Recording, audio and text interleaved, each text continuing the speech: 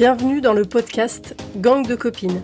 Je suis Elodie et dans ce podcast, je discute avec des femmes qui me parlent d'une de leurs histoires d'amitié. Parce qu'aujourd'hui, mes amies ont toutes et chacune une place tout à fait particulière dans ma vie et je sais que je ne suis pas la seule, qu'on est nombreuses à s'appuyer sur la sororité. Alors voilà, j'ai juste envie d'exposer la beauté et la puissance des amitiés féminines. Parce qu'on a toutes de belles histoires à partager. Bonjour Alban. Hello. Alors Alban, tu as 36 ans, tu vis actuellement au Brésil en van et ta vie en ce moment elle est faite de voyages. Déjà moi j'ai évidemment envie que tu nous expliques un peu ce quotidien. Effectivement, je suis au Brésil en ce moment, je voyage beaucoup. Alors le van, je l'ai quitté il y a un mois pile. Maintenant, je voyage avec ma valise et mon chien, comme je peux. Parce que le van, en fait, on l'avait acheté avec mon ex et on s'est séparés. Du coup, lui est parti avec et alors il est encore à nous, mais on est en train de le vendre. Ça fait 1 an que je suis en Amérique latine et du coup, quasiment 11 mois dans le van. Un combi Volkswagen comme les hippies. Trop bien. Qu'est-ce qui t'a amené à ce voyage? En fait, j'avais déjà un van en Europe qui m'a beaucoup plu. C'est un mode de voyage qui me plaisait énormément. Et mais j'ai fait ma dernière année d'études au Canada. Ça, je pense qu'on va en reparler. Ouais. Et en fait, je sentais les derniers temps où j'étais en France que j'avais envie d'y retourner. Okay. Mais je savais pas comment, mais je me disais j'ai envie de retourner au Canada. Et en fait, pendant le voyage en van en Europe, donc avec mon ex, on a rencontré une Canadienne justement qui avait acheté un van au Mexique, qui avait voyagé un peu, alors plus l'Amérique centrale et remonté jusqu'au Canada et qu'il avait revendu là-bas. Et du coup, on se dit mais attends, pourquoi on ferait pas ça? Lui rêvait d'aller jusqu'en Alaska, on s'est dit bah attends, Mexique-Alaska, c'est génial comme projet, faisons ça. Et la réalité nous a un peu rattrapés. Quand t'es étranger, c'est pas si facile que ça d'acheter un van au Mexique. Elle avait son père qui était résident. Donc elle a pu l'acheter via son père. Mais ouais, quand t'es un gringo, tu peux te faire facilement arnaquer, la paperasse, etc. C'est pas évident. Et l'espagnol, on le parlait, mais pas forcément bien. C'est comme ça qu'on a eu l'idée, en fait, d'aller au Brésil, parce que lui est portugais. Donc déjà, ça aide de parler couramment la langue du pays pour acheter un véhicule, pour en chercher un sans se faire avoir dans un pays qui t'est étranger. Et surtout, il a de la famille là-bas.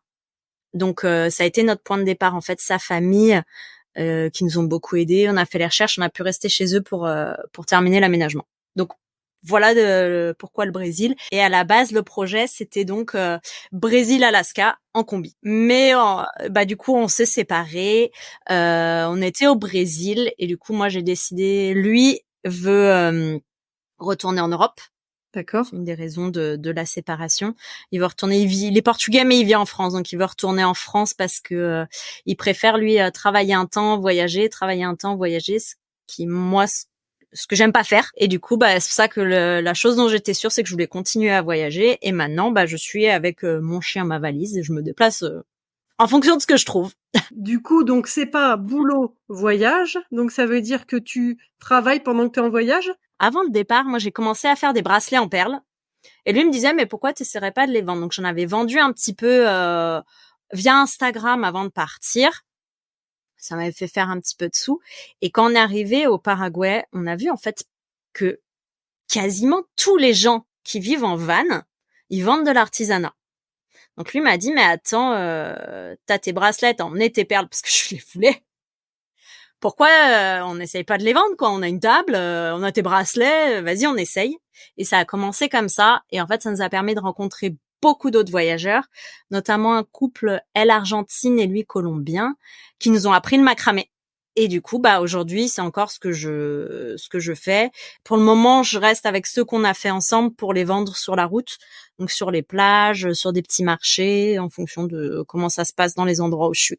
Ce que tu fais aussi, c'est que toi aussi tu animes un podcast. Alors est-ce que tu peux nous en parler un peu? Oui, alors il s'appelle Chronique avec un S de voyage au singulier, Chronique de voyage. Tu peux le retrouver sur toutes les plateformes. Et c'est étonnant, il parle de voyage. En fait, c'est un peu un mélange parce que moi j'aime bien tout varier. Donc il y a aussi bien des anecdotes de voyage que des astuces, des conseils, des péripéties, mais aussi des rencontres avec d'autres voyageurs. Je te propose qu'on rentre dans le vif du sujet aujourd'hui. Ça marche. La question technique par laquelle j'aime bien commencer, quelle est toi ta définition de la sororité? Et pour moi, tu vois, quand j'entends sororité, la première chose qui me vient en tête, je pense que c'est pas une réponse que tu as l'habitude d'entendre, c'est les universités américaines. Ah oui, non, c'est la première fois qu'on me l'a fait. Parce qu'en fait, moi j'ai grandi avec les séries, films à l'américaine, dans lesquels t'as les fraternités, les sororités. Et en fait, moi, ces sororités, c'est une chose qui petite me faisait rêver. Je me disais, mais c'est absolument incroyable d'avoir des rassemblements de femmes où tu vis avec et t'as des personnes qui, peu importe ce qui t'arrive, sont là pour te soutenir. Et pour moi, c'est ça la sororité. C'est en fait d'avoir des femmes qui sont là pour toi, qui deviennent des sœurs au final, même s'il y a aucun lien de sang ou quoi. Vous réunissez, vous soutenez. Pour rebondir avec le sujet d'avant par rapport à tes voyages, est-ce que le soutien, ta vision de la sororité, t'arrives à la trouver pendant tes voyages? Pas forcément. Tu vois, hier, par exemple, j'ai eu un contre-exemple flagrant. Aïe. J'étais en train de marcher sur la plage, donc comme je disais, je voyage avec mon chien, donc je le promène beaucoup. Et il en fait qu'à sa tête et il me tourne autour ou non, il va d'un côté et je me retrouve tout emmêlée. Donc je passe la laisse au-dessus de ma tête pour le démêler et en fait, il y a un petit bout qui se retrouve accroché à mon short. Et à côté de moi, j'étais juste à côté 2 mètres d'une femme et elle rigole. Elle m'a galéré parce que c'était quand même sur mes fesses, donc je peux rien voir. Ouais. Il était coincé. Et elle rigole, alors que ça lui prenait une demi-seconde de m'aider. J'ai l'exact contre-exemple. Aïe, désolée, j'ai fait un beau moment. Non. Mais après, est-ce que je le vois en voyage? Je me suis jamais posé la question. Je pense que je le vois dans le sens où, aujourd'hui, les personnes que je peux encore appeler des amis, parce que ça fait 1 an que je suis partie de France quand même. Ouais. Et j'ai déjà fait d'autres gros voyages. On va dire que ça fait depuis 2019 que ma vie est faite de voyages. Oui. Que je fais que des petits passages en France. Les personnes que je peux encore appeler vraiment des amis, avec qui je suis encore en contact, ce ne sont que des femmes. Trop bien. Et ça anticipe ma question. J'avais envie de savoir justement, est-ce que ce choix de vie t'a éloigné ou rapproché de tes amis? J'ai envie de dire, ça a fait le tri. Réellement, ça a fait le tri. C'est-à-dire que là, j'ai vu avant mon gros voyage qui a fait que maintenant j'ai une vie de voyage, j'ai envie de dire, c'est quand je suis partie en Inde pendant 7 mois en 2019, sur la période 2019-2020. Et avant, j'étais une personne qui était toujours entourée, mais de tellement, tellement, tellement de personnes. Tu vois, c'était vraiment la personne, ton anniversaire, c'est l'événement de l'année, il y a tout le monde qui est là, tout le monde se rassemble. J'étais toujours entourée, j'étais rarement seule. Il y avait toujours des gens à la maison, j'étais toujours chez des gens. Et ce premier gros voyage, je pense aussi le Covid, mine de rien. Ouais. Ça a joué. Ça a fait un tri. Là, j'ai vu vraiment, qui étaient des connaissances, qui étaient des potes avec qui, tu vois, on prend des nouvelles un peu de temps en temps, on s'envoie des petits messages, des petites photos, et qui sont les amis. Ça a dû être difficile, ce premier voyage en 2019. Si tu étais très entourée, en 2019, t'es partie seule? Oui. Et du coup, ça a été une rupture incroyable, j'imagine, avec la vie que tu avais avant. Surtout, comme je te disais, tu vois, je suis très entourée, toujours avec du monde, et je vais 7 mois en Inde. Qui est quand même le pays pour l'introspection, on va pas se mentir.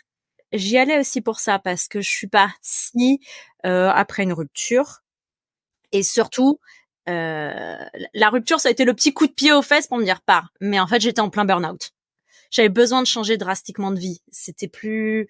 Et puis ça m'a fait me rendre compte que je vivais pas forcément la vie à laquelle moi j'aspirais. Je suivais le modèle que on t'inculque de faut acheter un appartement, il faut avoir un travail, il faut se marier, il faut faire des enfants, bla bla bla. J'étais un peu, je suivais ce modèle qui, au final, me correspondait pas du tout. Alors, il y a des choses là-dedans que je veux, qui me plaisent, etc. Mais par exemple, acheter un appartement, aujourd'hui, je suis encore engagée avec mon ex et c'est un fardeau pour moi. Je peux pas vendre cet appartement parce que il y a eu plein de situations. Et tu vois, je me dis, mais pourquoi on te dit qu'il faut acheter? Mais qu'est-ce que ça t'apporte? Ça m'a apporté que des emmerdes, en fait, de faire ça. Et c'était pas aligné avec qui je suis. Ça correspondait pas du tout avec ce que je veux. Donc c'est vraiment ça, ce voyage m'a fait vraiment réfléchir à ce que je voulais profondément. Et je pense que c'est ça aussi. Au-delà du voyage, c'est peut-être le voyage intérieur qui a fait que ça a fait le tri. Mais la distance, tu vois les gens pour qui loin des yeux, loin du cœur, c'est une vérité. Parce qu'il y en a. Il y a certains amis qui se sont écartés de ton chemin, on va dire. Et est-ce que pendant ces voyages, tu as noué de nouvelles amitiés? Oui. Oui. C'est ça que j'aime aussi dans le fait de voyager et notamment de voyager seul, c'est que tu fais des rencontres qui sont extrêmement riches. En fait, tu deviens ami en 5 minutes. Et la connexion est forte. La connexion est forte, elle est plus profonde que ton collègue de travail que tu vois tous les jours, avec qui tu vas manger tous les midis à la cantine ou je ne sais quoi. Parce que t'es tellement en dehors de ta zone de confort, t'es tellement... c'est tellement intense que forcément la rencontre, tu l'as fait, tu parles pas de la météo. Tu vas directement taper dans des sujets profonds, tu te mets à nu. Et donc c'est des amitiés qui se créent hyper facilement.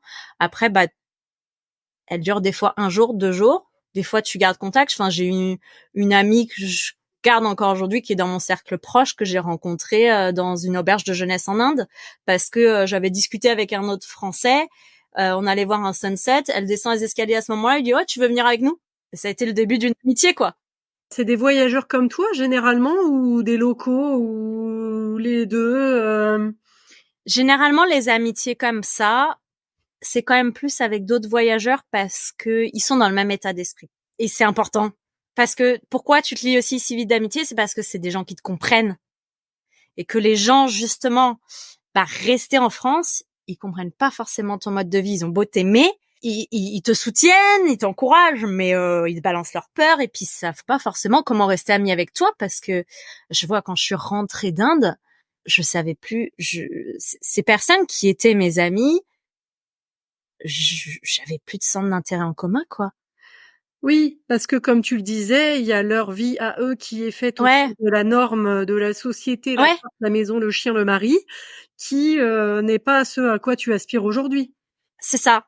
Et puis quand t'arrives, tu dis, oh, t'es tout content de retrouver les gens, et là ils te parlent de leurs problèmes avec le notaire et le banquier dans l'achat de leur maison, ou les détails de l'accouchement, ou t'es là, bon, je suis à 100 000 lieues de ça. Je suis à 100 000 lieues de ça. J'ai plus aucun lien. Et c'est plus ma réalité, en fait. Ouais. Mais il y a quand même des amis. Je me disais comment on va faire la transition. Oui, là. je me demandais aussi. Oui, au revoir. Donc, il y a quand même des amis qui restent, Qui des amis que reste. t'as en France, et notamment une qui a une place particulière. Alors, est-ce que Oui. tu peux expliquer de qui tu vas parler et pourquoi Oui. elle? Et justement, par rapport, tu vois, à ce gros voyage, là, on peut revenir faire le lien. On s'était peut-être un petit peu éloigné avant que je parte en Inde. Et en fait, pendant ce voyage, j'ai traversé des choses par lesquelles elle était passée avant. Et ce voyage nous a rapprochés et a fait passer notre amitié à un autre niveau. Parce qu'on s'échangeait, alors tu vois, c'était du WhatsApp, hein, je crois même pas qu'on se soit appelé pendant ce voyage-là. Mais de discuter comme ça, de se confier, ça a pu... tu vois, ça devenait limite encore plus intimiste comme amitié. Ok.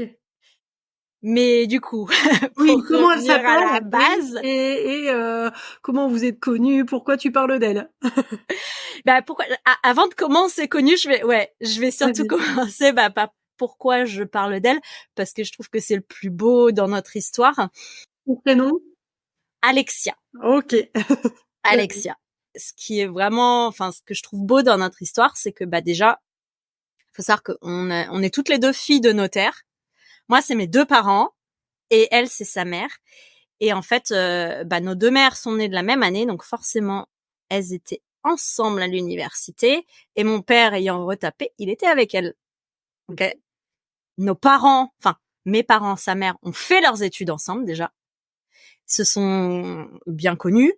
Le milieu du notariat à Lyon, c'est un très petit milieu, donc les gens se connaissent tous. Enfin, en tout cas, à l'époque, je sais pas aujourd'hui si c'est toujours le cas parce que ils commencent à être un peu âgés. Nos parents, ils sont à la retraite depuis pas mal d'années maintenant. Mais en tout cas, c'était un milieu, enfin, tout le monde se connaissait. T'as un nouveau notaire, tout le monde est au courant, tout le monde sait exactement où il a installé le lendemain.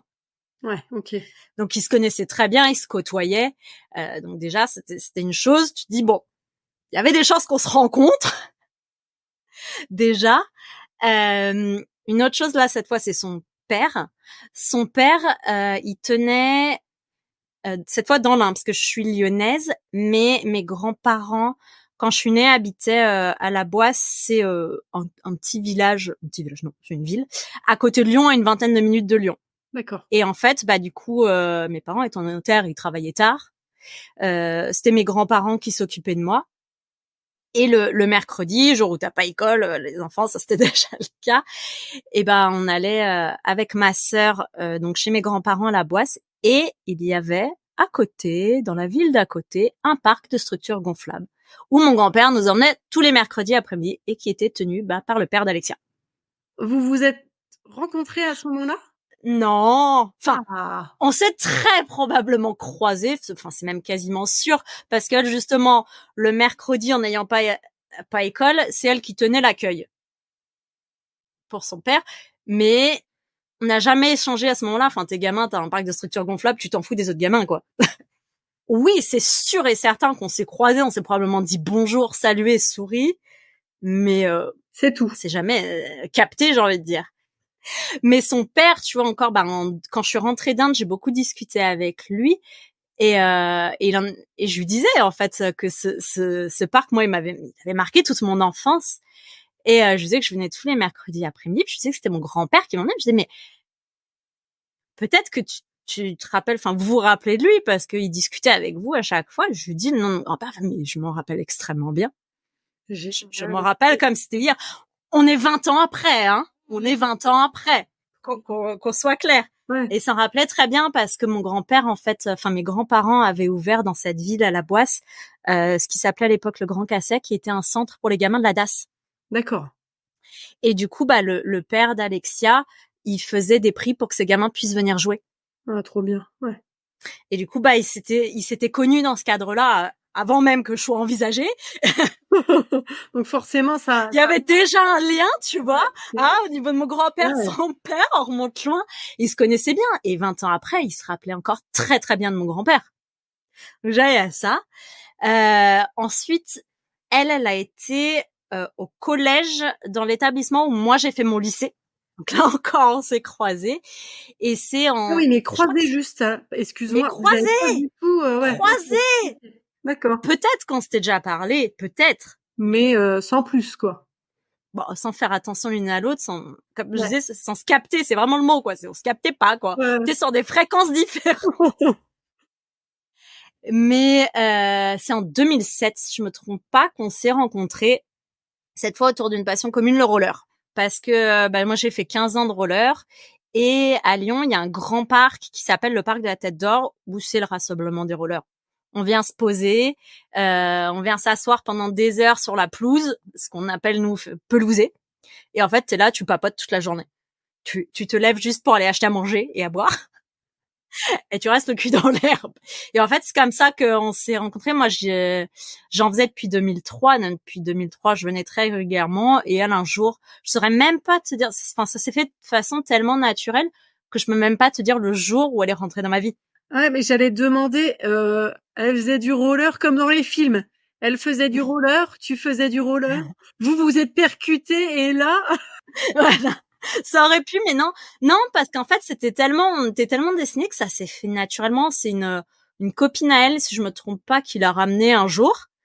Et, en fait, limite, elle faisait partie du décor. Elle était là en papote, puis on devient amis, quoi. Il y a pas, enfin, tu vois, c'est même pas frappant, c'est naturel. Ça s'est fait naturellement. Mais l'historique, vous l'aviez? Enfin, je veux dire, quand tu l'as vu, quand vous avez été mises en relation, tu t'avais cette Ça a historique mis de quand vous étiez des années à ah ce non, qu'on vous s'en le rende saviez pas? compte. D'accord, Non. OK, incroyable. Non, on a mis des années à s'en rendre compte. Si je me trompe pas, la première chose dont on s'est rendu compte, c'est la scolarité. Parce que à ce moment-là, on était encore étudiante. Du coup, quand t'es étudiante, tu te demandes souvent ouais, ton lycée, tu l'as fait où, etc. Donc là, on s'en est rendu compte assez rapidement. Mais le reste, c'est petit à petit. OK. Et le parc gonflable, je m'en suis rendu compte d'une façon assez forte pour moi parce que elle m'avait invitée à un de ses anniversaires et en fait l'emplacement du parc gonflable, il n'existe plus aujourd'hui depuis pas mal d'années parce que son père a pris sa retraite, mais il est encore propriétaire du terrain et il loue, etc. Et en fait, cet anniversaire-là, elle l'a fait là-bas. Je dis, ouais, mais Beno, mais je connais super bien Beno. Et j'arrive, je fais, oh, Mais non! mais, mais, je sais exactement où on est, c'est toute mon enfance. Et donc là, c'est là qu'on a fait la connexion. Et en plus, son père avait encore une structure gonflable qui restait. Il en restait une. Alors, elle était abîmée, elle était trouée. Mais, oh, moi, j'étais au paradis, tu vois. Je revenais en enfance, quoi. Et tu dis, waouh. C'est là qu'on a fait ce lien-là. Et probablement, à ce moment-là, le fait d'avoir les parents notaires, etc., ça, je me rappelle plus. Parce que tout s'est fait tellement naturellement que je peux même pas te les tabler, tu vois, te dire, genre faire une frise du temps, j'en suis pas capable. Ouais. Et il n'y a pas eu un match amical, un coup de foudre extraordinaire quand vous vous êtes rencontrés. Ça s'est fait au fil du temps de façon progressive, c'est ça? Ouais, en fait, c'est naturel. Tu sais, c'est comme ce genre de personne que tu rencontres où, c'est comme si elle avait toujours été là, en fait. Tu peux pas dire quand elle est rentrée parce qu'elle a toujours été là. Donc c'est pas une rencontre, ouais, c'est, comme tu dis, c'est pas le coup de foudre, quoi, parce que je me rappelle même pas la première fois que je l'ai vue. Ouais. Parce qu'elle était toujours là, quoi. Pour revenir à ta vie actuelle et à ton sujet, est-ce que le voyage, c'est une passion que vous partagez? Oui. Et c'est pour ça que je te disais, je savais qu'on allait revenir dessus Ah. forcément.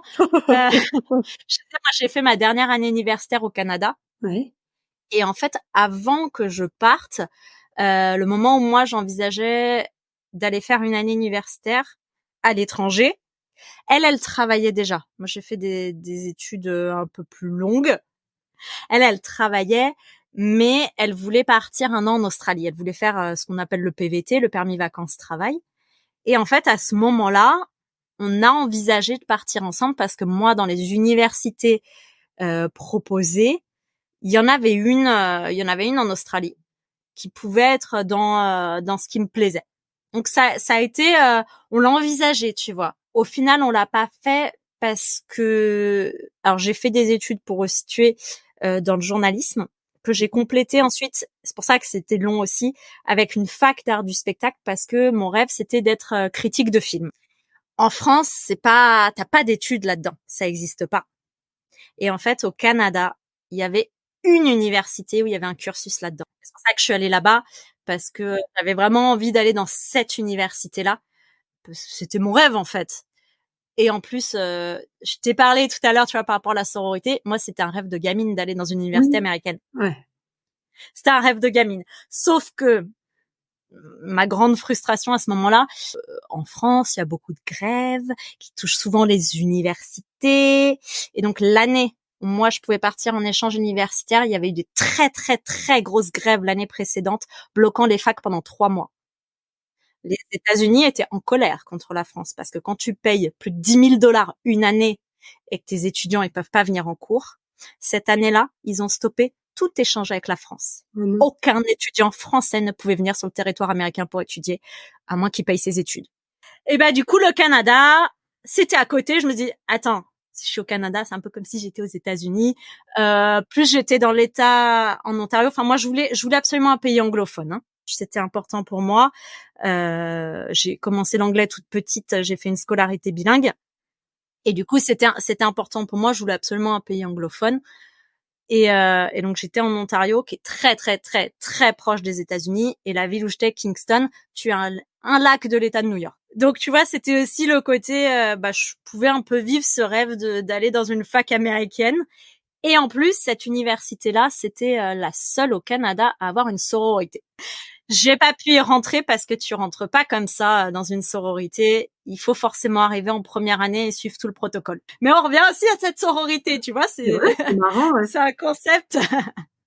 Mais du coup, cette année-là, donc en 2011, l'année scolaire 2011-2012, moi, je suis partie au Canada et elle en Australie. On avait déjà cette passion du voyage et ce qui était très rigolo aussi, c'est que au final, on avait un décalage horaire monumental. Et il y a un jour où ça nous a fait tellement rire. On s'est retrouvés quand elle était en Tasmanie avec 21 heures de décalage. Parce qu'elle a continué à voyager aussi après 2012, comme toi, en solo. Pas de la même façon. Elle, c'est des voyages plus, on va dire un peu plus traditionnels.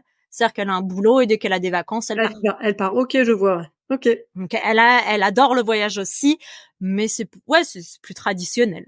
Ouais, quand elle était en Tasmanie, on a eu 21 heures de décalage horaire. Donc 21 heures, au final, si tu regardes, c'est une journée de décalage horaire. Donc on rigolait avec ça. Toi, t'es dans le futur, moi, je suis dans le passé. Puis en plus, c'était rigolo parce qu'on était vraiment les opposés. Elle vivait toute l'année en maillot de bain, moi, j'étais en doudoune. C'était en plein cœur de l'hiver. Ça nous faisait beaucoup rire. Et au final, on s'est rendu compte que, on était beaucoup plus proches l'une de l'autre par rapport à nos amis restés en France, parce qu'on avait que 3 heures de décalage horaire. Ouais. Si tu regardes, on avait que 3 heures. Ouais. Elle avait 3 heures d'avance, de retard du coup sur moi, mais pas le même jour. Oui, voilà. Donc c'était vachement plus facile. 3 heures, c'est rien pour se caler, pour faire un appel Skype. Ouais, c'est ça. 3 heures, c'est rien. T'es le même moment de la journée. Oui, voilà, ouais, tout à fait. Donc au final, on était plus proches en étant aussi éloignés que les gens restés en France. Du coup, proche en termes de lien, et ce lien, du coup, comment vous faites pour l'entretenir? Comment vous entretenez la relation? Vous voyez, ou des fois, ou pas? Alors à ce moment-là, déjà, t'avais Skype. Hein. Okay. Là, on communiquait comme ça. On s'écrivait beaucoup sur Facebook, on s'envoyait des messages régulièrement. Pour cette année-là, c'était beaucoup comme ça. Après, on s'est énormément vus parce qu'après, j'ai eu une vie entre 2019, du coup, mon voyage en Inde et mon année universitaire, j'ai eu quand même une vie plus classique, j'ai envie de dire. Ouais. Le scénario dont tu parlais tout à l'heure. Voilà, exactement. Et du coup, on était dans la même ville. Donc, on se voyait. Alors, on a eu des phases dans nos vies où on était, par exemple, juste avant qu'on parte en voyage, on s'était inscrites ensemble à la salle de sport. Et là, on était juste, H24 ensemble. Ok. Alors, pas H24 parce que moi, j'étudiais à Grenoble et elle travaillait à Lyon. Mais tous les week-ends, on s'appelait tout le temps, on s'écrivait tout le temps. Tous les week-ends, on était ensemble. À la salle de sport, on était tout le temps ensemble. Derrière, on allait manger. Toutes les deux, on était dans nos délires. On s'envoyait des messages en permanence. Et après, il y a eu des périodes où tu t'envoies pas un message pendant 6 mois, mais c'est comme si tu t'étais quitté hier, quoi. J'ai un doute sur le fait que tu l'aies déjà dit, mais tu me l'avais dit en préparant cet épisode. Alexia, c'est ta meilleure amie? Si oui, pourquoi? Qu'est-ce que ça veut dire pour toi? Au-delà, tu vois, du mot vraiment meilleure amie, c'est elle avec qui j'ai comment on peut dire ça? Tu vois, que j'ai une connexion particulière, quoi. D'accord. Et qui, depuis toutes ces années, parce que, quand même 2007, 2024. Ouais, ça date un peu. C'est pas d'hier. On est resté, on a traversé quand même beaucoup de choses ensemble, et puis on est encore là l'une pour l'autre. Alors, il y a des personnes qui sont aujourd'hui dans ma vie que je connais depuis un peu plus longtemps, mais j'ai pas forcément la même proximité. C'est plus des potes. Donc, puis on partage des choses. Puis mine de rien, le fait d'avoir autant de points communs, on se comprend. Nos mères, par exemple, c'est les deux mêmes. C'est les deux mêmes. On a la même mère. Faut être réaliste, c'est la même. Donc, quand ta mère, elle te saoule, tu lui écris parce que tu sais qu'elle sait exactement ce que c'est. Souvent, tu vois, nos messages, c'est, tu sais pas ce qu'elle m'a fait cette fois? Tu vois. On sait. Il n'y a pas besoin de le dire, il n'y a pas besoin d'expliquer. C'est très bien de qui elle parle. Ouais, une connexion c'est particulière, c'est ça que tu disais. Ouais, c'est ça. Tu sais à quoi c'est lié, ça? Pour moi, je l'explique par le fait que, on a vécu des choses très similaires. Donc on se comprend. Pour moi, c'est ça qui est important dans une amitié et pourquoi mes voyages ont fait beaucoup le tri, c'est que des personnes qui n'ont pas vécu les mêmes choses que toi, il y a un moment où c'est pas forcément évident de continuer l'amitié parce que il y a un stade où tu arrives où vous comprenez juste plus. Même si vous aimez, s'il y a de l'affection, ne pas se comprendre, ça aide pas. Tu vois, je pense à cette autre amie là dont je t'ai parlé en Inde, on s'est croisés dans les escaliers. Pourquoi tout de suite là, pour le coup, tu vois, on peut parler du coup de foudre amical parce qu'on voyageait exactement de la même façon et on se comprenait. On voyageait en sac à dos avec très très peu de budget. Tu vois, on faisait un repas par jour. Et naturellement, on s'est retrouvés à dire, attends, tiens, là, il y a un repas gratuit, on va y aller ensemble. Que les autres gens autour de nous ont regardé genre, qu'est-ce qu'elles font les deux là? Et pour moi, ça, c'est important de se comprendre. Je pense que c'est beaucoup ça avec elle, avec Alexia du coup. Aujourd'hui, qu'est-ce qu'elle t'apporte? Je sais pas, je saurais pas te dire parce qu'en fait c'est naturel, elle est je sais pas, c'est limite comme un bout de moi en fait, c'est pas, tu vois, elle est là, je peux pas l'enlever quoi. Même si je veux me débarrasser d'elle, c'est pas possible.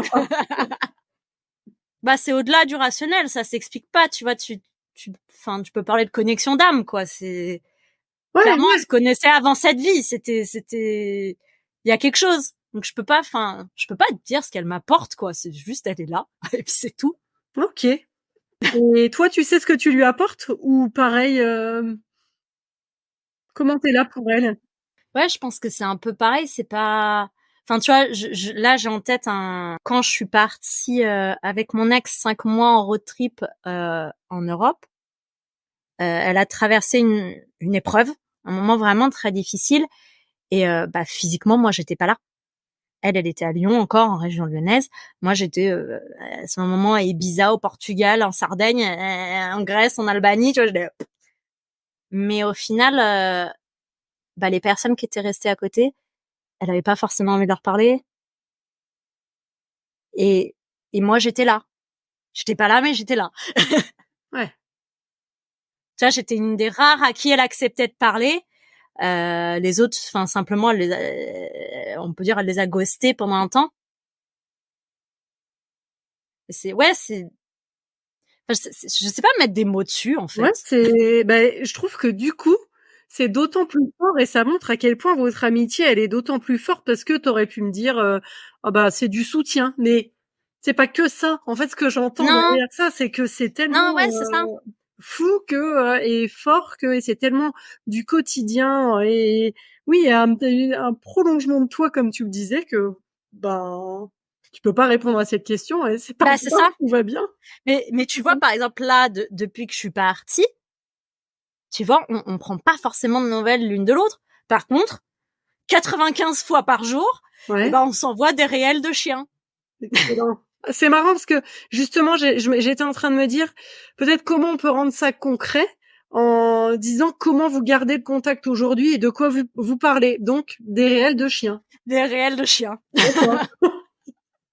Des réels de chiens, des mèmes de chiens, des photos de chiens, de nos chiens respectifs.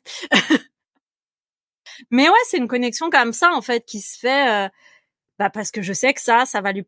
tu vois, ça me fait penser à elle. Je lui montre, en fait. Ouais. Ça me fait rire, je vais la faire rire. Ouais. Tu vois, c'est pas... Il y a pas d'explication, en fait. C'est pas... ouais, alors, ça va? Qu'est-ce que tu racontes de beau? Comment tu vas? C'est pas... on n'a jamais eu une relation comme ça, quoi. J'ai l'impression, vous connaissez tellement bien qu'il n'y a même plus besoin de demander comment ça va. Demain, si tu traverses un truc, t'as parlé tout à l'heure, je me permets d'en reparler parce que t'en as parlé. Ouais. t'as traversé une rupture il y a pas très longtemps. J'imagine que ça n'a pas été le moment le plus marrant de ta vie. Je te confirme. Bah ouais, elle a été là, j'imagine, d'une façon ou d'une autre. Tu vois, ça a été la première personne à qui j'en ai parlé, effectivement. Okay. Mais tu vois, je sais même plus. Enfin, je lui ai pas dit en mode genre j'ai besoin de toi, faut que tu me remontes le moral. C'était genre voilà quoi, c'est un fait et puis c'est tout quoi.